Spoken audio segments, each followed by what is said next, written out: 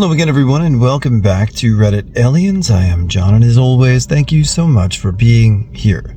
Good topic for you today. Let's do it. What's the creepiest or scariest experience that you have ever lived through? Please remember to like, share, comment, hype, listen and ask for shoutouts, and subscribe. I was living alone on a fairly quiet back street of a larger city. One night, I was in bed and heard a woman screaming outside, like really screaming. A raw, guttural scream, like she was fearing for her life or something. It happened a couple of times, and I went to look out the window. I was on the 5th floor of a large apartment building. I looked around to see if other people were showing concern or looking out their windows, but nothing. It happened again, and sounded like it was coming from directly beneath my window. There was a small enclosed car park there, but it was dark. I shone my phone's flashlight down there, but couldn't see anything. I thought about calling the police, then it happened again loudly, and I made a split-second decision to rush down there. I ran down there as quick as I could, already partially regretting the decision, and crept around to the rear of the building where the scream was coming from. It happened once more, like a blood-curdling scream. I shouted, "Hey!" as loud and intimidating as I could. Nothing happened. I was terrified. My heart was beating out of my chest. Adrenaline pumped, hands were shaking. I couldn't see anything. I put the flashlight on my phone and shone it around. Nothing. Then, 2 foxes darted out from behind one of the cars. I watched them scurry off down the street with a wave of relief, thinking, it can't have been that. I looked around a little more, and then went back up to my apartment, got on Google, and yes, it was foxes. I had no idea, but the sound that foxes make when kicking or fighting or whatever they were doing sounds like witches being burned at the stake, and it's a horrifying thing to hear if you don't know what it is in the middle of the night.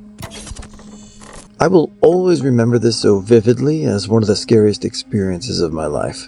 So, for some context, my parents and I were very heavily involved in magic and summoning things.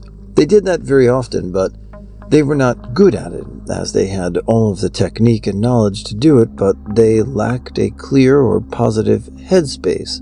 Later in life, their magic, sorry if this isn't the correct word for what they were doing, I don't know a better word, just increased and had bad consequences. But at this time, I'm unsure specifically how often my parents, mainly my mother, did things like this.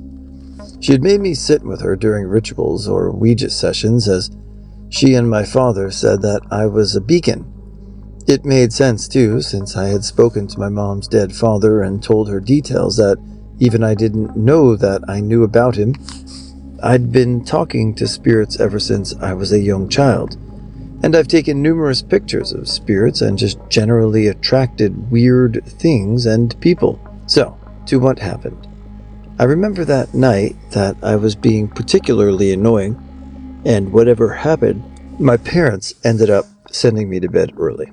They said that I had to turn the TV off as a punishment, because usually I fell asleep watching Nickelodeon or some other cartoon channel. So it's a summer night, and I'm in bed early as I didn't have a bedtime during summer. It was dark outside, and I remember that I had the window open, in the curtains open, and I could see right to the street. It wasn't weird to me or anything at the time. I didn't mind it because I liked the view. Although open curtains at night freak me the out now, LMAO.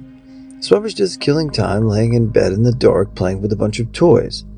I had a lot of toys as a kid because I had many siblings and many cousins. Basically, the house was scattered with kid stuff. So in between playing with my toys and looking out the window, since I'm bored out of my mind, when I see this black figure stand outside of the window and then stopped, and I was like, I really didn't know how to feel. The thing was almost 2D looking, around 6 feet tall and completely black besides its eye holes, which were like glowing white.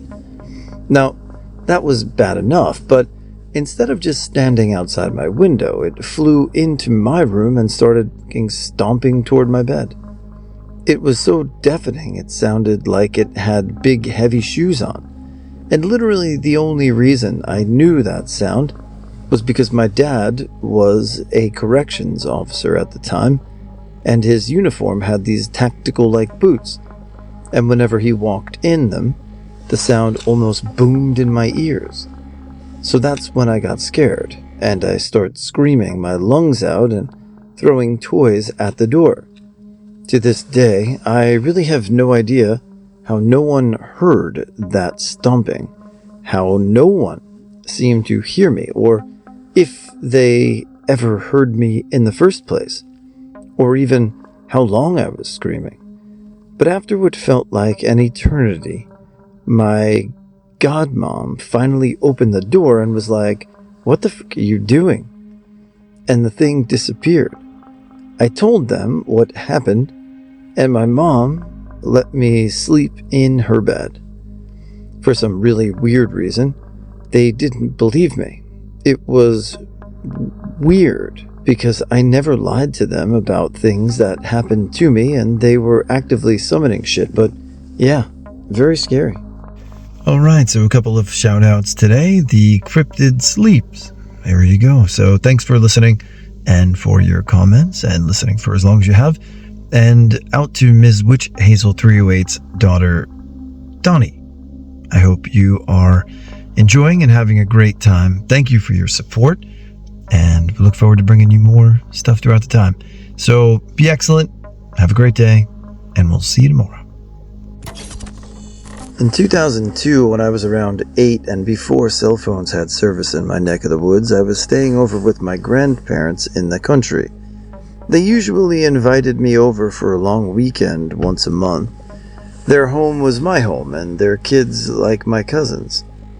I slept in their gun room, western boonies, on a very large ranch. It wasn't unusual, and was woken up by a weird shuffling sound around midnight.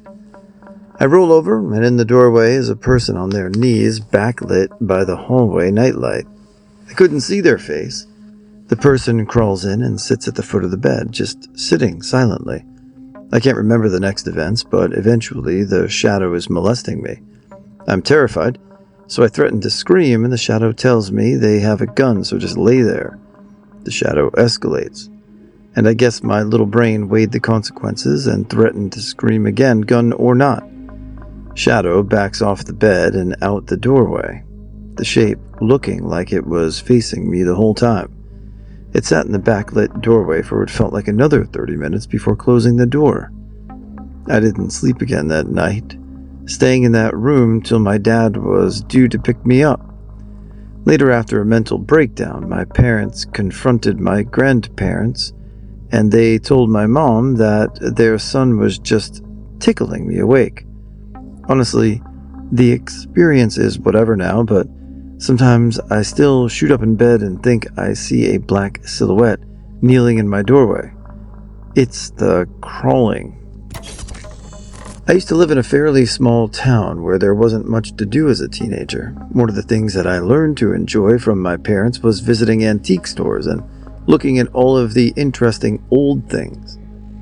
My senior year of high school, I went to this large antique store flea market and came across a Ouija board that was probably from the 70s or 80s.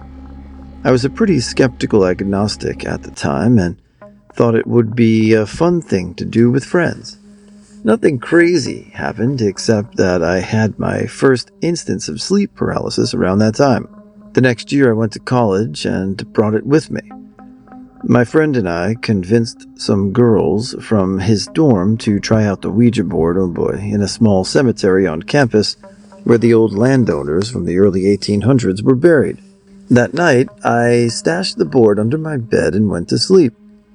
As I was dozing off, I kept seeing images of skulls flying toward me, almost like pre-dream and between awake and sleep visuals, if anyone else has experienced them. I woke suddenly from a nightmare around 3 a.m. and had the strangest feeling of being partially paralyzed and then released. I can't describe how I know this, but it felt as if there were two long arms that lifted off of me and went under each side of my bed.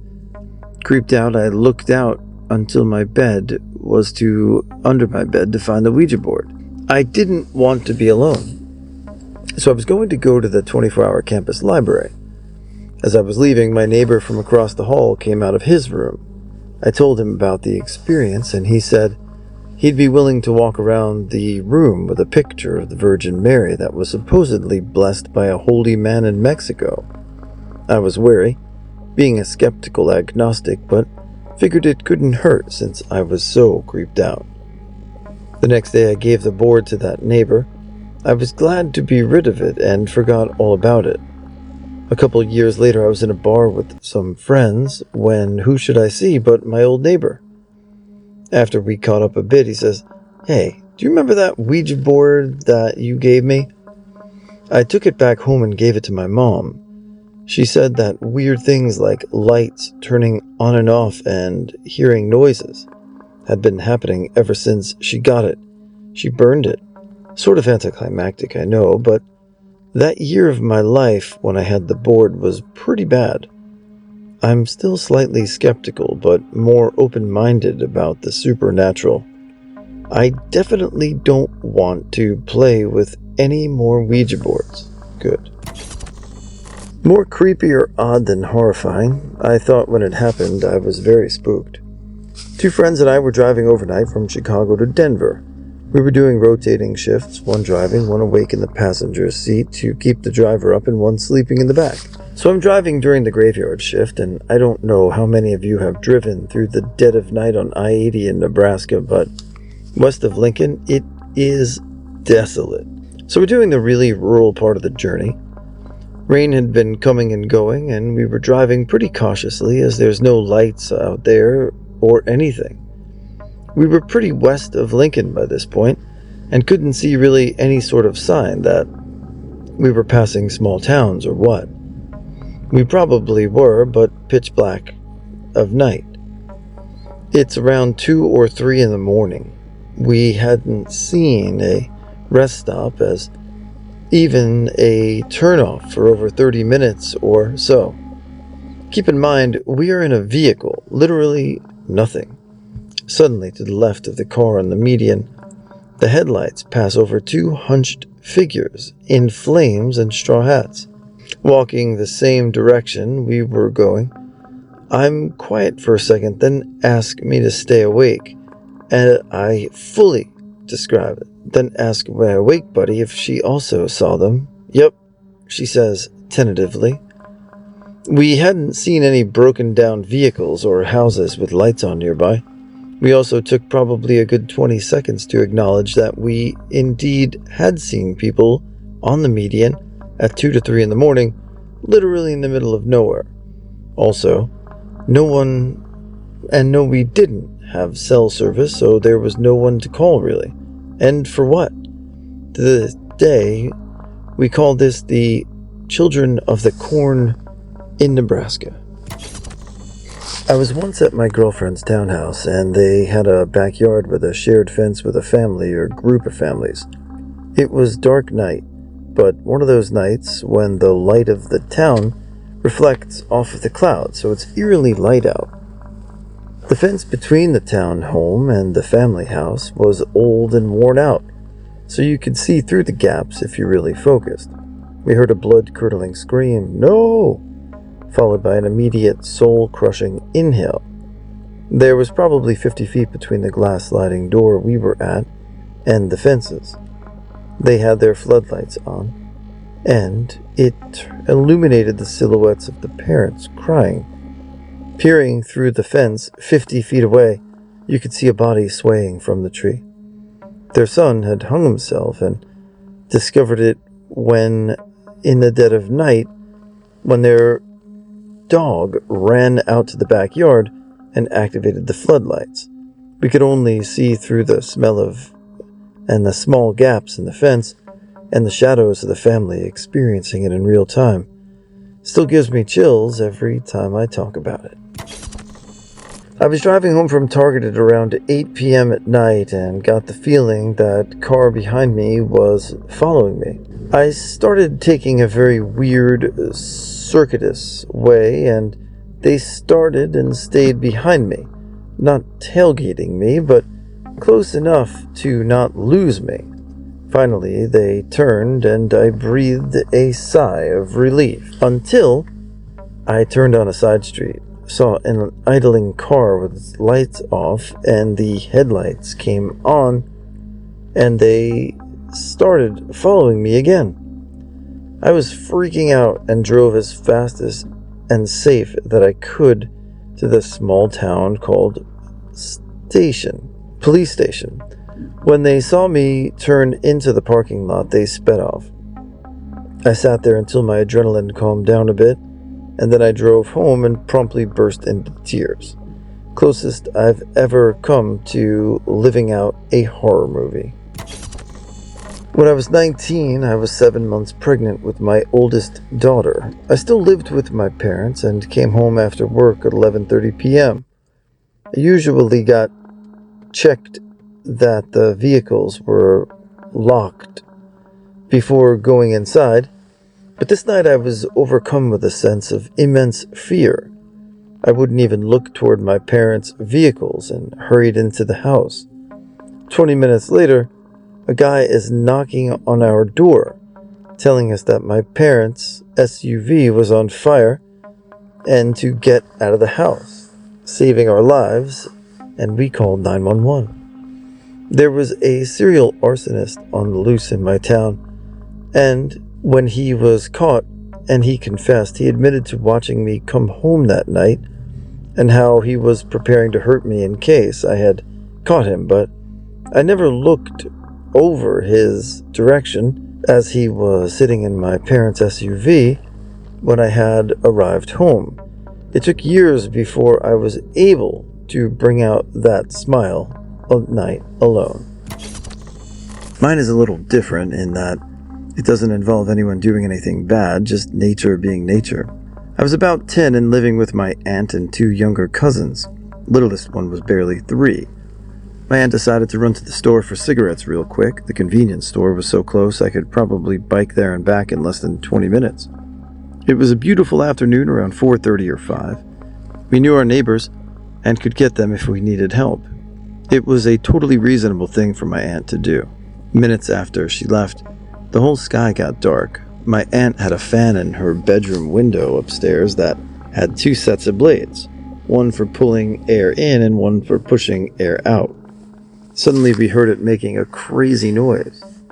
We run in there, and both blades are spinning the same direction, straining the motor. My oldest cousin, who was around 7, and I struggled to lift the window and pull the fan out so we can shut the window. We managed to get the window up, and a huge gust of wind pushes the fan into us and knocks us down. It hasn't been 10 minutes since my aunt left, and the whole sky has become black, and it's absolutely dumping rain. Then I hear the freight train sound and knew exactly what was happening. I took my cousin to the bathroom of the tri-level house and huddled with them in the hallway. It literally sounded like a train was charging through the whole house. The windows were rattling, hail pounding against the walls. We were all terrified and crying. Then my little cousin started yelling that his mom was knocking on the door. I insisted it was just the hall. My other cousin and I held onto him, but he broke free and ran upstairs to the door. He was absolutely right and let my aunt in. She carried him downstairs and huddled up with us. Then a giant tree branch shattered the living room window right next to the front door. It probably would have killed my aunt if my cousin didn't open the door. The whole thing lasted maybe 20 to 30 minutes before it was over and the sun came out again. It ripped the roof off the garage. Our living room was filled with about 6 inches deep with a hail and debris from where the branch crashed through the winter. It was one of the most terrifying things I've ever lived through. I still get panic attacks when we get tornado warnings or really bad storms. The campus house that I lived in had a pretty fucked up history. Suicides took place there, previous owners died, and it was old as hell. I stayed there all summer alone because of my job in my college's city, and legit every night I'd hear shit. Before I'd chalk it up to one of my other 4 roommates making noise, but Now I was alone. I pretty much heard weird shit almost every night. The first day I got there, I went upstairs to my room, and the second I reached the top of the stairs, I heard a door slam downstairs. Throughout the summer, I heard footsteps, doors, and a bunch of other shit. I was almost sure, still think this today, that there was a squatter who somehow avoided me all summer. There were days when the front door would be unlocked in the morning, when I vividly remember locking it up at night. I'd say to myself, okay, here I am locking the door, and give it a few tugs to make sure it was locked, and it'd be open come morning. Maintenance usually let themselves in periodically, but I'd call them up, and they'd say they hadn't been there. The creepiest one was the door that led to the open attic. It was a regular door, not one of those pull-down ones. Some days it'd be slightly opened, and I'd pull it on it, closed, but it wouldn't open by itself. I'd close it, put a chair in front of it, but it'd still be slightly opened. My roommate came down one weekend that I happened to be gone, and he said he heard a lot of banging as well throughout the night.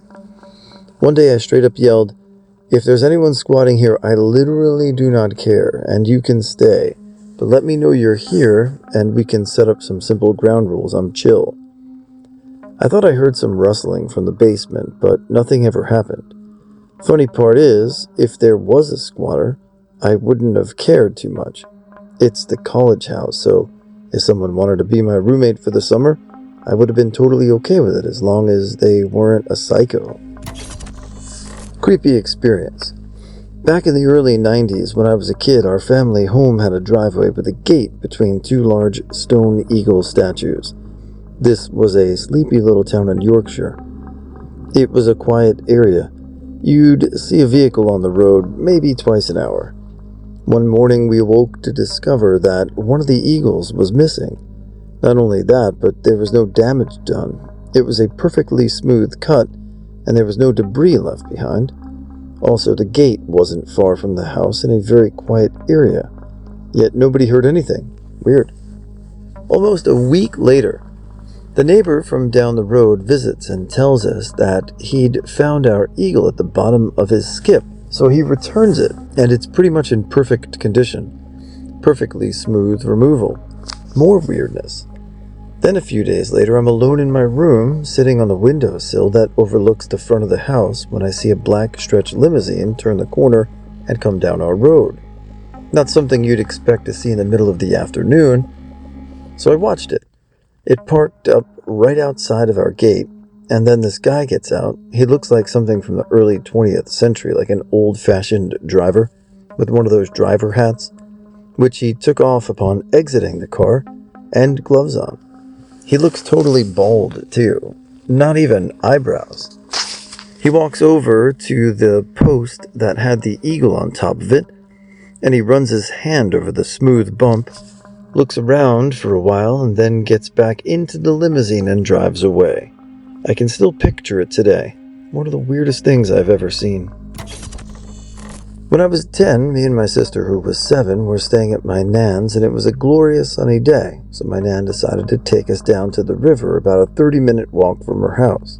My nan lived in a fairly rough area, but there were nice neighborhoods within a 20-minute radius, and the river was right by an affluent neighborhood full of big houses. As we were walking down the hill, a silver car pulled up beside us, and the window was rolled down. A man, who was about 60-ish with gray hair and one of those Bluetooth speaker things in his ear, was smiling at us and looking at me and my sister in particular. I didn't feel totally on edge at first, but something didn't feel quite right. He just generally chatted to my nan for a few moments, but his eyes kept coming back to me and then to my sister, and as the interaction went on, I got chills down my back because I just knew something was off about the guy. Looking back, I can't really remember what, but I remember thinking his smile was weird because his mouth moved, but his eyes looked dead. My stomach dropped when he then said, "You guys need to be careful around this area. Didn't know you know there's a pedo strolling these parts," or something to that effect. and he smiled as he said it. I felt sick, and I grabbed the back of my sister's shirt and slightly pulled her back. Living in a fairly rough area, I knew what a pedo was, and my parents had drilled safety and awareness into me. My nan, the idiot, was just like, "Oh, really?" Then he drove off. We kept walking down the hill, and I saw his car drive off to the right, which led to a sort of car park thing behind a big house. The actual main road was off to the left. I couldn't see the car as it was behind some trees, but I didn't hear a car door slam, so I know that he didn't get out of my car. My heart was pounding so hard in my chest. I knew he was sitting in his car, watching or waiting. I don't know why I didn't say anything at first. I think I was frozen in my own panic and didn't want to make a fuss when it could be nothing. But when we finally reached the spot we were going to set up our blankets and stuff, my sister went to take her dress off because we had swimming suits on underneath, and I ran in front of her and pulled her dress back down. I told my nan I wanted to go home, and I think she knew something was weird as well because she said, "It's because of that man, isn't it?" And I nodded, and we headed back home in a rush. We got back home fine, and nothing ever came of it. And who knows, maybe the guy was totally innocent and just trying to warn us about some creep who's been hanging around, but my instincts have never kicked in so strong. Even as an adult, I've never felt quite so sure about something being wrong in my life. Even when I think about it now, I feel sick at the thought of what might have happened if we'd stayed at the river, or if I hadn't been with them. We never went down to the river again, unless my parents were with us too. When I was 14, I woke up to the sound of someone knocking on my bedroom window in the middle of the night. Immediately, I get up and go tell my parents, and they kinda didn't believe me and told me to go back to sleep. I listen, but the knocking continues, and again I go tell my parents. My mom got up and comes to my room, turns on the lights, and there's no knocking anymore. She tells me she's going to stay in my room with me, and as soon as she turns the lights off, the knocking starts again. My mom, being bold, opens the blinds, and there's an older guy standing outside of my window, and she tells him, "What the f*** do you want?" The guy runs off, and at the same time, my dad is already aware of what's going on and runs out to chase the guy, only to see him run into a van that was waiting for him 2 houses down, and they sped off. I never knew who it was or what their intentions were, but after that I had many sleepless nights, but it never happened again.